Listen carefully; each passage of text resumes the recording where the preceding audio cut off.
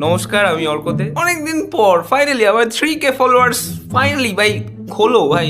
Thank you so much. কিন্তু কি বলতো, 3K তো হয়ে গেল, আমার না ভাই ইনস্টাগ্রাম থেকে একটা টাকাও আমি পাই না। একটা ভিডিও ভাইরাল হলে ভাই আমার বন্ধু বান্ধবরা বলে ভাই খাওয়া খাওয়া, কিন্তু ভাই ওদেরকে আমি কি করে বলি ভাই ভিডিও ভাইরাল যায় ঠিকই, কিন্তু ইনস্টাগ্রাম থেকে ভাই একটা টাকাও আমার পকেটে আসে না। কন্টেন্ট ক্রিয়েশন যখন আমি স্টার্ট করি আমি ভেবেছিলাম নিজের একটা ব্র্যান্ড ভ্যালু বানাবো, হ্যান বানাবো, ত্যান বানাবো। ও মা, একটা ভিডিও ভাইরাল গেলে লোকজন ভাই খিস্তাতে ভাই দু পা পেছোয় না আমাকে। তারপর আমি বুঝলাম যে না, লোকে যতটা ইজি বলে ততটা ইজি তো না। আসলে কি বলতো, কিস্তিগুলো আমরা যখন প্র্যাকটিক্যালি ভাই ফেস করি তো আমাদের খারাপ লাগে। তো কমেন্ট সেকশন আমি পড়তাম, তো কমেন্ট সেকশন যখন পড়তাম ভাই আমার পুরো দিনটা খারাপ যেত। আমি ভাই ঘরে চুপচাপ বসে থাকতাম ভাই, এরকমও দিন যেত। বাট আস্তে আস্তে খিস্তি খেতে খেতে খেতে ভাই এখন সয়ে গেছে, এখন যায় আসে না ভাই খিস্তি ফিস্তি। ভাই দেখি নতুন কিস্তি আনলক হয় ভাই, আমারই কমেন্ট সেকশন দেখে নতুন নতুন খিস্তি কালেক্ট করি আর ওগুলোই ভাই বন্ধু বান্ধবদের উপর অ্যাপ্লাই করি। ওরাও শোনে, ওরাও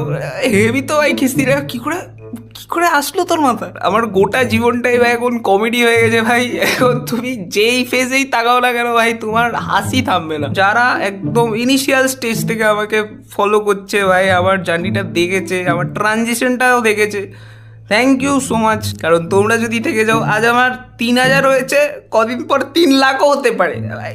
কি এক্সপেকটেশন ভাই, হতেই পারে তাই না? স্বপ্ন দেখতে ক্ষতি কি। এখন এই মাসটা আর পরের মাসটা একটু পরীক্ষা চলবে, আমি একটু ইনকনসিস্টেন্ট থাকবো, ঠিক আছে? কিন্তু তোমরা তো থাকবে ভাই, আমি 100% শিওর। আমার আর কোনো টেনশনই নেই। আমি কখনো ভাবিনি ভাই আমার মতো ছেলেটাকে 3,000 ফলোয়ার্স হবে ভাই, 3,000 followers. Thank you so much.